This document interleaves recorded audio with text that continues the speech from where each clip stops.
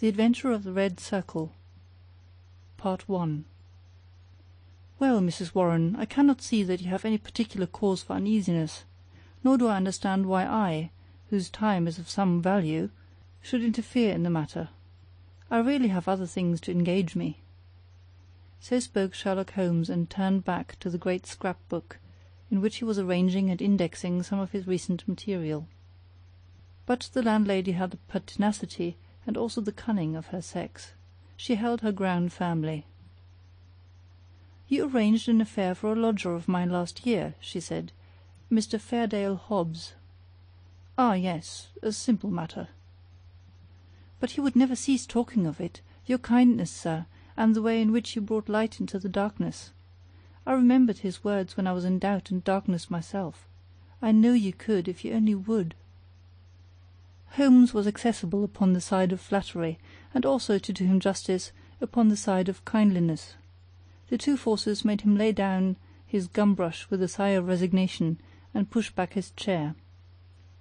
"Very well, Mrs. Warren, let us hear about it then. You don't object to tobacco, I take it? Thank you, Watson. The matches. You are uneasy, as I understand, because your new lodger remains in his rooms, and you cannot see him. Why, bless you, Mrs. Warren, if I were your lodger, you often would not see me for weeks on end." "No doubt, sir, but this is different. It frightens me, Mr. Holmes. I can't sleep for fright. To hear his quick step moving here and moving there from early morning to late at night, and yet never to catch so much as a glimpse of him, it's more than I can stand. My husband is as nervous over it as I am, but he is out at his work all day, while I get no rest from it.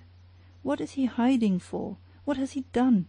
Except for the girl, I am all alone in the house with him, and it's more than my nerves can stand." Holmes leaned forward and laid his long, thin fingers upon the woman's shoulder. He had an almost hypnotic power of soothing when he wished. The scared look faded from her eyes, and her agitated features smoothed into their usual commonplace. She sat down in the chair which he had indicated. "If I take it up, I must understand every detail," said he. "Take time to consider. The smallest point may be the most essential. You say that the man came 10 days ago and paid you a fortnight's board and lodging?" "He asked my terms, sir. I said 50 shillings a week. There is a small sitting-room and bedroom, and all complete, at the top of the house." "Well?" "He said, 'I'll pay you £5 a week if I can have it on my own terms.' I'm a poor woman, sir, and Mr. Warren earns little, and the money meant much to me.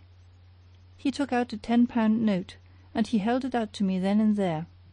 'You can have the same every fortnight for a long time to come if you keep the terms,' he said. 'If not, I'll have no more to do with you.'" "What were the terms?" "Well, sir, they were that he was to have a key of the house. That was all right. Lodgers often have them.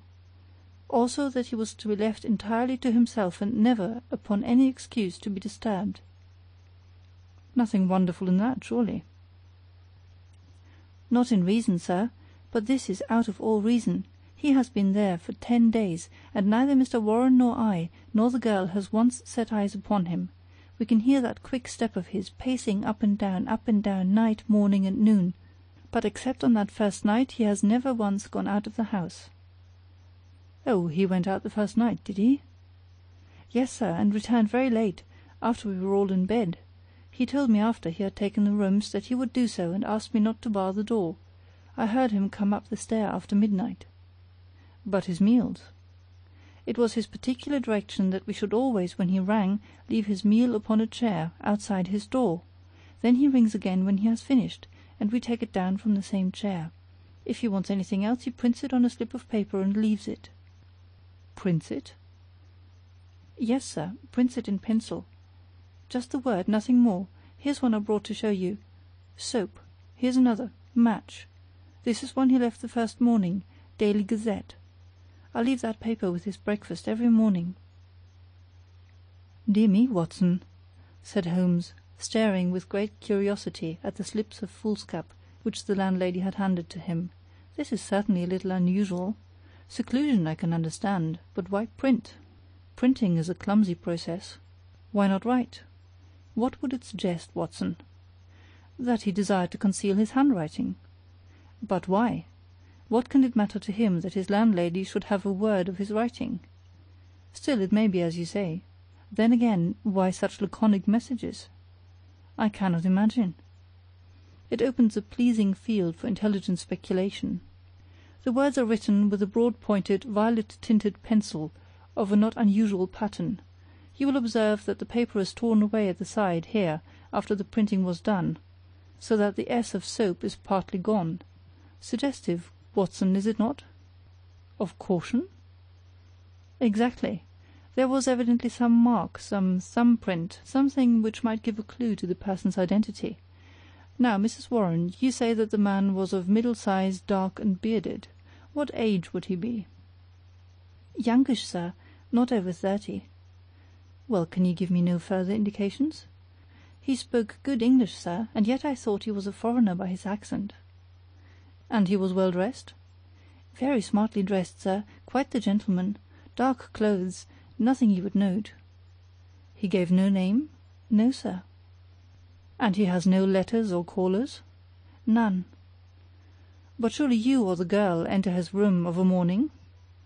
No, sir, he looks after himself entirely. Dear me, that is certainly remarkable. What about his luggage? He had one big brown bag with him, nothing else. Well, we don't seem to have much material to help us. Do you say nothing has come out of that room, absolutely nothing? The landlady drew an envelope from her bag. From it she took out 2 burnt matches and a cigarette end upon the table. They were on his tray this morning. I brought them because I had heard that you can read great things out of small ones. Holmes shrugged his shoulders. There is nothing here, said he. The matches have, of course, been used to light cigarettes. That is obvious from the shortness of the butt end. Half the match is consumed in lighting a pipe or cigar, but dear me, this cigarette stub is certainly remarkable. The gentleman was bearded and moustached, you say? Yes, sir. I don't understand that. I should say that only a clean-shaven man could have smoked this.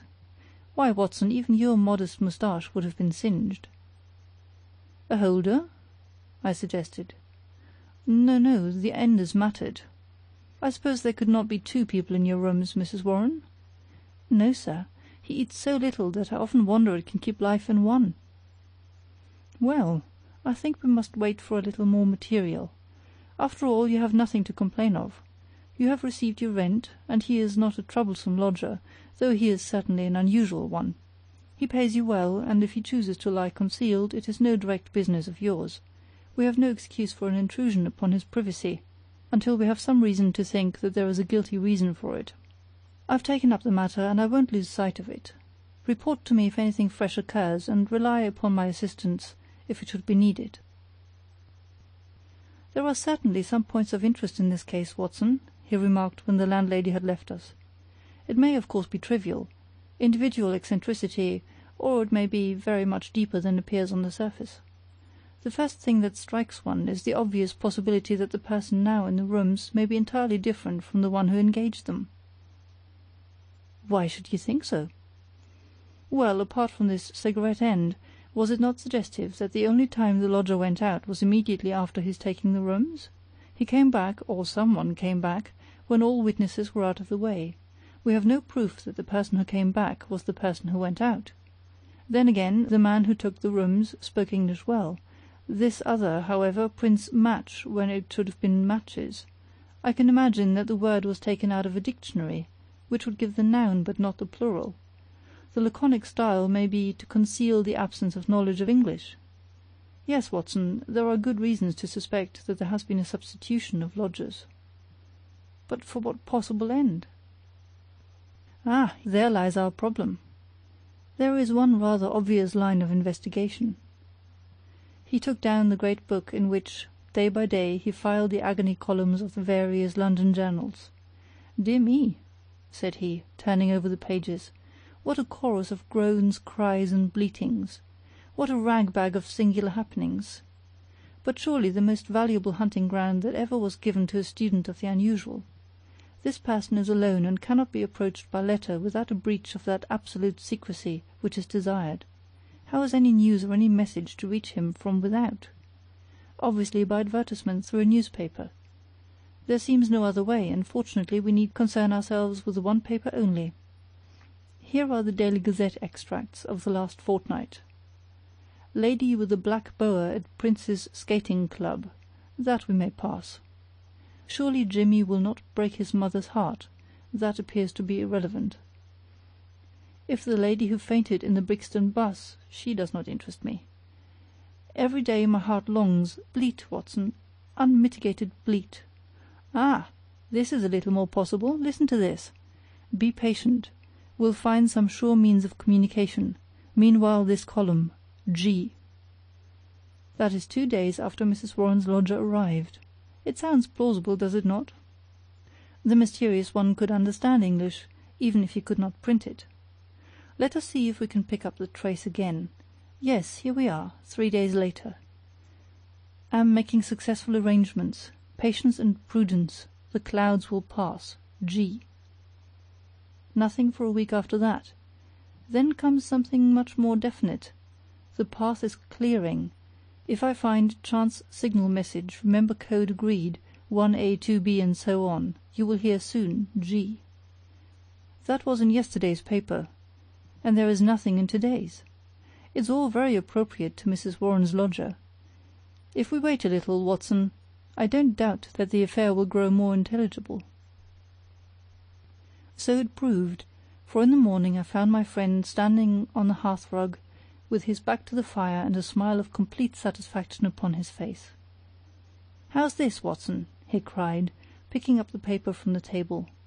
"High red house, with white stone facings, 3rd floor, 2nd window left, after dusk, G. That is definite enough. I think after breakfast we must make a little reconnaissance of Mrs. Warren's neighbourhood." "Ah, Mrs. Warren, what news do you bring us this morning?" Our client had certainly burst into the room with an explosive energy which told of some new and momentous development. "It's a police matter, Mr. Holmes," she cried. "I'll have no more of it. He shall pack out of there with his baggage. I would have gone straight up and told him so, only I thought it was but fair to you to take your opinion first. But I'm at the end of my patience, and when it comes to knocking my old man about—" "Knocking Mr. Warren about?" "Using him roughly, anyway." "But who used him roughly?" "Ah, that's what we want to know. It was this morning, sir. Mr. Warren is a timekeeper at Morton and Waylight's, in Tottenham Court Road. He has to be out of the house before 7. Well, this morning he had gone 10 paces down the road when 2 men came up behind him, threw a coat over his head, and bundled him into a cab that was beside the curb. They drove him an hour, and then opened the door and shot him out. He lay in the roadway so shaken in his wits that he never saw what became of the cab. When he picked himself up he found that he was on Hampstead Heath, so he took a bus home, and there he lies now on the sofa, while I came straight round to tell you what had happened." "Most interesting," said Holmes. "Did he observe the appearance of these men? Did he hear them talk?" "No. He is clean dazed. He just knows that he was lifted up as if by magic, and dropped as if by magic. 2 at least were in it, and maybe 3. "And you connect this attack with your lodger?" "Well, we've lived there 15 years, and no such happenings ever came before. I've had enough of him. Money's not everything. I'll have him out of my house before the day is done." "Wait a bit, Mrs. Warren. Do nothing rash. I begin to think that this affair may be very much more important than appeared at first sight. It is now clear that some danger is threatening your lodger. It is equally clear that his enemies, lying in wait for him near your door, mistook your husband for him in the foggy morning light. On discovering their mistake, they released him. What they would have done had it not been a mistake, we can only conjecture." "Well, what am I to do, Mr. Holmes?" "I have a great fancy to see this lodger of yours, Mrs. Warren." "I don't see how that is to be managed, unless you break in the door. I always hear him unlock it as I go down the stair after I leave the tray." "He has to take the tray in. Surely we could conceal ourselves and see him do it." The landlady thought for a moment. "Well, sir, there's the box-room opposite. I could arrange a looking-glass, maybe, and if you were behind the door—" "Excellent," said Holmes. "When does he lunch?" "About 1, sir." "Then Dr. Watson and I will come round in time. For the present, Mrs. Warren, good-bye." At 12:30 we found ourselves upon the steps of Mrs. Warren's house, a high, thin, yellow-brick edifice in Great Orme Street, a narrow thoroughfare at the north-east side of the British Museum. Standing as it does near the corner of the street, it commands a view down Howe Street, with its more pretentious houses. Holmes pointed with a chuckle to one of these, a row of residential flats, which projected so that they could not fail to catch the eye. "See, Watson," said he. "High red house with stone facings. There is the signal station all right. We know the place and we know the code, so surely our task should be simple. There's a to let card in that window. It is evidently an empty flat to which the confederate has access. Well, Mrs. Warren, what now? I have it all ready for you. If you will both come up and leave your boots below on the landing, I'll put you there now." It was an excellent hiding-place which she had arranged. The mirror was so placed that, seated in the dark, we could very plainly see the door opposite. We had hardly settled down in it, and Mrs. Warren left us, when a distant tinkle announced that our mysterious neighbour had rung. Presently the landlady appeared with a tray, laid it down upon a chair beside the closed door, and then, treading heavily, departed. Crouching together in the angle of the door, we kept our eyes fixed upon the mirror. Suddenly, as the landlady's footsteps died away, there was the creak of a turning key, the handle revolved, and two thin hands darted out and lifted the tray from the chair. An instant later it was hurriedly replaced, and I caught a glimpse of a dark, beautiful, horrified face glaring at the narrow opening of the box-room. Then the door crashed to, the key turned once more, and all was silence. Holmes twitched my sleeve, and together we stole down the stair. "I will call again in the evening," said he to the expectant landlady. "I think, Watson, we can discuss this business better in our own quarters." "My surmise, as you saw, proved to be correct," said he, speaking from the depths of his easy chair. "There has been a substitution of lodgers. What I did not foresee is that we should find a woman, and no ordinary woman, Watson." "She saw us." "Well, she saw something to alarm her, that is certain. The general sequence of events is pretty clear, is it not? A couple seek refuge in London from a very terrible and instant danger. The measure of that danger is the rigour of their precautions. The man, who has some work which he must do, desires to leave the woman in absolute safety while he does it. It is not an easy problem, but he solves it in an original fashion, and so effectively that her presence was not even known to the landlady who supplies her with food. The printed messages, as is now evident, were to prevent her sex being discovered by her writing. The man cannot come near the woman, or he will guide their enemies to her. Since he cannot communicate with her direct, he has recourse to the agony column of a paper. So far all is clear. But what is at the root of it? Ah, yes, Watson, severely practical as usual. What is at the root of it all? Mrs. Warren's whimsical problem enlarges somewhat and assumes a more sinister aspect as we proceed. This much we can say, that it is no ordinary love escapade. You saw the woman's face at the sign of danger. We have heard, too, of the attack upon the landlord, which was undoubtedly meant for the lodger. These alarms, and the desperate need for secrecy, argue that the matter is one of life or death.